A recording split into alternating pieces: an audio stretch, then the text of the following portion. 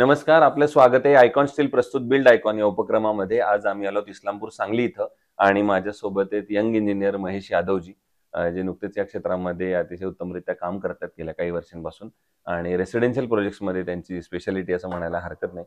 आणि ग्रामीण भागात मला असं वाटतं की ज्या मध्यमवर्गीयांचं प्रत्येकाचं स्वप्न असतं घर साकारण्याचं, ते असे तरुण इंजिनियर्स आपल्या गावात राहून तिथं त्या सगळ्यांचं घराचं स्वप्न साकार करतात. त्यामुळे अशी एक व्यक्ती माझ्या शेजारी, त्यामुळे त्यांचा हा प्रवास कसा होता आजवरचा, त्यांना आलेले अनुभव कसे होते आणि भविष्यात ही वाटचाल कशी असणार आहे, या सगळ्या संदर्भात आपण त्यांच्याशी बिल्ड आयकॉन या प्लॅटफॉर्मवर गप्पा मारणार आहोत.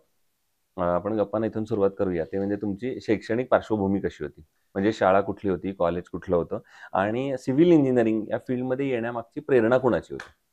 ऍक्च्युली माझं सुरुवातीचं शिक्षण जिल्हा परिषद शाळा उरणवाडी इथं झालं. त्यानंतर जिल्हा परिषद शाळेतून मी महात्मा फुले विद्यालय इस्लामपूर इथून 10वी पास आउट झालो. 11वी-12वी विद्या मंदिर ज्युनियर कॉलेज इस्लामपूरमधून झालो.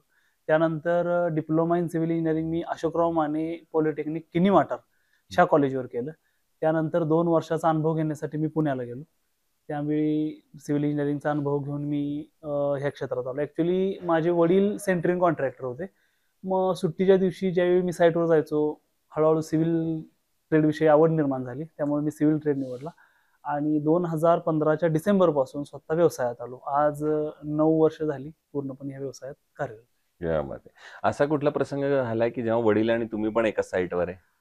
ऍक्च्युली माझं बॅड लक म्हणा. ज्यावेळी मी इंजिनिअरिंग करत असताना वडिलांबरोबर होतो, पण ज्यावेळी लास्ट इयरला असताना माझे वडील एक्सपायर झाले. हो, फारच त्यामुळं एकत्र आलो नाही, पण आठवणी आहेत. आठवणी आहेत आणि अर्थात त्यांना फार आनंद झाला हो, असता की आणि जर त्यांनी दिलेले अनुभव आजही उपयोगी पडतायत. बरोबर आहे. त्यामुळं कारण घरात तुमच्या तेव्हा चर्चा होत असेल हो, की चर्चा असं व्हायची. साईटवर गेल्यानंतर बऱ्याचशा गोष्टी समजावून सांगायचे. बरोबर आहे. त्यामुळं बऱ्याच आठवणी आहेत आणि त्या अनुभवाचा खूप फायदा झाला. अनुभवाचा फायदा होतो आणि घरातच एक असं गुगल आहे थोडक्यात, घरचंच वातावरण. घरचंच वातावरण आहे त्यामुळे आणि तुम्ही पहिल्याच जायचा. ह्याच्यानंतरचा एक प्रवास असतो प्रत्येक सिव्हिल इंजिनियरचा, तो म्हणजे एक स्ट्रगल असतो पहिली साईट मिळेपर्यंत. तर मग शिक्षण पूर्ण झाल्यानंतर पहिली साईट मिळेपर्यंतचा प्रवास कसा होता? पहिली साईट कुठली मिळाली, कुणाच्या रेफरन्सने मिळाली, ते काम करताना काही दडपण आलं का? तर पहिल्या साईटचा अनुभव कसा होता? ज्यावेळी पुण्यातून 2015च्या जून जुलैमध्ये मी रिटर्न आलो आणि पहिली साईट मिळवायची होती. फक्त त्यावेळी कसं व्हायचं की नवीन इंजिनियर म्हणले की साईट द्यायला लोक जास्त धाडस करत नव्हते. त्यावेळी मला मदत ऍक्च्युली केली आर्किटेक्चर अनिल खेमलापुरे सांगलीचे. त्यांनी मला सुरुवातीला ट्रेनिंग दिलं. त्यानंतर माझे घरचं वातावरण कन्स्ट्रक्शन लाईनचं असल्यामुळं बऱ्याचशा ओळखी होत्या. त्या ओळखीतनं इस्लामपुरातल्या अक्षर कॉलनी रस्ता नंबर 3ला पहिली साईट मला कन्सल्टिंग मिळाली. ते ओनर कामेरीचे होते आणि राहुल पाटील. तर ती साईट कन्सल्टिंग मध्ये मिळाली आणि त्यावेळी जो हा प्रवास चालू झाला तो कंटिन्युअसली आजपर्यंत चालू आहे. Very good. मग आता या क्षेत्रातल्या काही प्रश्नांकडे येऊया. त्यातला पहिला प्रश्न आहे, या भागामध्ये जिथे आपण काम करतोय, ग्रामीण भाग असेल, इस्लामपूर सांगलीचा भाग आहे, तर तिथं अकुशल कामगार किंवा अनस्किल्ड लेबरचं पर्सेंटेज बरंच जास्त आहे आणि अशा लोकांबरोबर काम करणं बऱ्याचदा धोकादायक सुद्धा ठरू शकतं. तर तुम्ही कशी ती परिस्थिती हाताळता साईटवर? ऍक्च्युली आता कामगारांचा विचार करता अनस्किल्ड लेबर प्रमाण जास्त आहे. तर ह्यासाठी सगळ्यात चांगला पर्याय मला असा वाटतो की स्वतः साईट व्हिजिट जास्त देणे. कारण स्टीलची बांधणीपासून कॉन्क्रीटचं मिक्सिंग पर्यंत ह्या अतिशय महत्वाच्या गोष्टी आहेत. म्हणजे बिल्डिंगचं आपण केलेलं काम मजबूत होण्यासाठी ह्या सगळ्या गोष्टी महत्वाच्या आहेत. त्यामुळे स्वतः व्हिजिट देणं गरजेचं आहे आणि प्रयत्न असा करायचा की जरा रेट जास्त जाऊ दे, पण स्किलचे लेबर पाहिजे. ह्या गोष्टी जास्त महत्वाच्या. दुसरं, रेसिडेन्शियल मध्ये बऱ्याचदा असं होत असेल की तुम्ही बघत असाल की कस्टमरचं काय म्हणणं असतं की माझं बजेट थोडं कमी आहे, एवढ्याच बजेटमध्ये मला बसवून द्या. आणि एक इंजिनियर म्हणून तुम्हाला वाटत असतं की आपण चांगल्या दर्जेदार घराची निर्मिती करावी, कारण तिथनंच आपल्याला दुसरी साईट पण मिळणार आहे. तर अशा वेळेला बजेट आणि दर्जा या दोन्हीचा समतोल तुम्ही कसा राखता?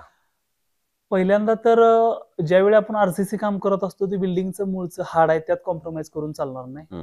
ऍज पर स्ट्रक्चरल डिझाईन आपल्याला स्टील वापरलं पाहिजे, M20 कॉन्क्रीट केलंच पाहिजे. त्यात कुठल्याही प्रकारे कॉम्प्रोमाइज न करता मी सुरुवात करतो. जर ओनरचं बजेट कमी असेल तर इंटेरियर्सच्या ज्या आतल्या गोष्टी आहेत त्यात मी जरासं कमी खर्चिक डिझाईन निवडतो. पण जे मूळचा जो बेस आहे, आरसीसी, बांधकाम, गिलावा, प्लास्टर, इथपर्यंत आपण पूर्णपणे मजबूत काम करून देतो. त्यानंतरच्या आतल्या गोष्टी आहेत त्या इकॉनॉमिकल आणि कमी खर्चात चांगल्या दिसाव्या ह्यासाठी एक चांगलं डिझाईन निवडून करतो. फक्त मेन आरसीसीचा बेस मात्र पक्काच करतो. बरोबर. त्या स्ट्रक्चरला काही हात लावून चालणार नाही नाही किंवा चालत. त्याच्यात क्वालिटी कॉम्प्रोमाइज क्वालिटी कॉम्प्रोमाइज त्यात होणार नाही. जर तुम्हाला करायचंच असेल तर आतल्या गोष्टीत करा. टाईल्स तुम्ही जरा कमी रेटच्या घ्या. ज्या गोष्टी चेंजेबल आहेत आहेत. त्या तुम्ही कमी घ्या, म्हणजे कमी रेटच्या घ्या, पण मूळचा जो बेस आहे तो पक्काच पाहिजे. बरोबर. पुढचा प्रश्न आता या सगळ्यापेक्षा वेगळा आहे. तो म्हणजे सांगली जिल्ह्याच्या विकासाचं व्हिजन किंवा सांगली जिल्ह्याचा एक सर्वांगीण विकास असं जर एक डोळ्यासमोर आणलं तर तुमच्या डोळ्यासमोर कुठले मुद्दे येतात किंवा कुठल्या क्षेत्रावर आता काम करण्याची गरज आहे तर सांगली जिल्ह्याचा एक सर्वांगीण विकास आपल्याला हवा असेल एका इंजिनियरच्या नजरेतून? सांगली जिल्ह्याचा जर आता मी म्हणजे प्रत्येक वेळी बघतोय तर ट्रान्सपोर्टेशनचा सांगली जिल्ह्याला, सांगलीच्या MIDC ला जोडणारा जे आता रोडचं आत्ता काम चालू आहे, तर ट्रान्सपोर्टेशन माझ्या नजरेतनं महत्वाचं आहे. आता कॉन्क्रीट रोड, जी PQC रोड कन्सेप्ट चालू आहे, त्या कॉन्क्रीट रोड करत असताना ग्रेड व्यवस्थित मेंटेन होते का, वॉटर सिमेंट रेशो व्यवस्थित होतोय का, PQCच्या रोडला थिकनेस व्यवस्थित टाकला जातोय का, सिमेंट OPC वापरलं जातंय का, ह्या गोष्टी बघणं महत्वाचं आहे. आज एक जर रोड आपण बनवताना गव्हर्नमेंट पैसे खर्च करते, जर लो क्वालिटी काम झालं, वरचेवर मेंटेनन्स निघत राहील आणि त्यामुळे ट्रान्सपोर्टेशन बिघडल, डेव्हलपमेंट कमी प्रमाणात होईल. त्यामुळे माझं असं मत आहे की PQC रोडला कॉन्क्रीट हायवे, कॉन्क्रीट रोड करत असताना ग्रेड आणि वॉटर सिमेंट रेशो ह्या 2 गोष्टी आणि त्यानंतर क्युरिंग ह्या गोष्टी बघणं खूप महत्त्वाचं. मग अशा वेळेला शासनानं काय पावलं उचलली पाहिजेत असं तुम्हाला वाटतं या सगळ्यावर, किंवा काय याच्यावर सोल्युशन काय आहे मदत करायचं? आज जर तुम्ही बघितलं तर जे कॉन्ट्रॅक्टर्स आहेत ते प्रॉपर काम करणारे नाहीत. आज बऱ्याचशा गोष्टी टेंडर हे फक्त, म्हणजे आता मी चुकीचं म्हणजे आपण टीव्ही समोर आहे, पण जे इंजिनियर अनुभवी आहेत, ज्यांनी काम केलेलं आहे, अशा लोकांना टेंडर दिलं पाहिजे, जे जबाबदार. आज गव्हर्नमेंटचा नियम आहे 2 ते 3 वर्ष सर्व्हिस देणं. सर्व्हिस त्या कॉन्ट्रॅक्टरकडे दिली जाते का, खड्डा पडला तर भरला जातोय का, ही बघणं गरजेचं आहे. त्याचबरोबर जे कॉन्क्रीट तुम्ही वापरता त्या कॉन्क्रीटचं क्यूब कास्टिंग करून कॉन्क्रीट टेस्टिंग, क्यूब टेस्टिंग येणं गरजेचं आहे, त्याचे रिझल्ट येणे गरजेचे आहेत आणि विथ गव्हर्नमेंटचा जेवढा रूल आहे तेवढा मेंटेनन्स होतोय का हे बघणं गरजेचं आहे. बरोबर. म्हणजे जसं फार्मा इंडस्ट्रीमध्ये तो मेडिकल टाकण्यासाठी तो फार्मासिस्टच असला पाहिजे, बरोबर, तसं माझ्या भविष्यात असं काहीतरी करावं शासनानं प्रयत्न, असं तुम्हाला वाटतं? बरोबर. बरोबर. दुसरं, कन्स्ट्रक्शन मध्ये जेव्हा स्टील निवडायची वेळ येते तेव्हा तुम्ही काय त्याची गुणवैशिष्ट्य बघता आणि मग ठरवता की हे स्टील चांगलं आहे? स्टील निवडत असताना सगळ्यात आधी माझं असं मत आहे की FE 500D, FE 550D त्याच्या प्रॉपर्टीज ह्याची माहिती करून घेतो आधी मी. मग जे आपण स्टील वापरतो त्याचे जे टेक्निशियन आहेत त्यांना भेटणं, ते रिपोर्ट चेक करणं. त्यानंतर स्टील ओव्हरवेट नसावं, स्टँडर्ड वेट नुसार असावं. ओव्हरवेट स्टील नाही पाहिजे आणि जास्त करून प्रॉपर्टीज क्लिअर असतील, टेस्टिंग क्लिअर असतील, असं टेस्ट आपण ISI नुसार सगळ्या टेस्ट बघूनच स्टील वापरलं. बरोबर आहे. दुसरं असं काही तुम्ही आयकॉन स्टील कधी वापरलंय का आजपर्यंत? तुमचा अनुभव कसा होता प्रॉडक्ट म्हणून आणि सर्व्हिस म्हणून? आयकॉन स्टील ऍक्च्युअली सुरुवातीच्या टप्प्यात कमी वापरलं, पण अलीकडल्या काळात वापरले. तर आयकॉन स्टीलचा अनुभव असा चांगला आहे की बेंडिंग करत असताना किंवा इतर गोष्टी करत असताना त्याचं इलॉंगेशन व्यवस्थित आहे, जेणेकरून हार्डनेस नाही, ओव्हरवेट नाही. ओव्हरवेट नसल्यामुळे इकॉनॉमिकल आहे. डिझाईन प्रमाणे काम करत असताना इकॉनॉमिकल विथ मजबूत या दोन्ही गोष्टी मेंटेन होत आहेत. फक्त आयकॉन मध्ये आता मी जस्ट नवीन आहे, पण आयकॉनचा आतापर्यंतचा तर अनुभव अतिशय चांगला आहे. दुसरं, काम करताना आजपर्यंत कधी एखादी अडचण आली, आव्हान आलंय आणि त्या आव्हानावर तुम्ही कशी मात केलीत, असा एखादा प्रसंग आहे का?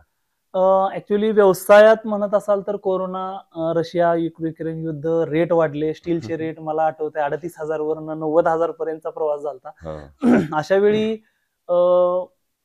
मेंटेन, म्हणजे व्यवसायात टिकून राहणं, काम करत राहणं, ह्या गोष्टी. आणि स्टील मध्ये जर म्हणजे काही प्रॉब्लेम असतील तर स्ट्रक्चरल डिझायनरना भेटणं, स्टीलच्या क्वालिटी संबंधित काय असेल तर टेक्निशियनना भेटणं, ह्या गोष्टी.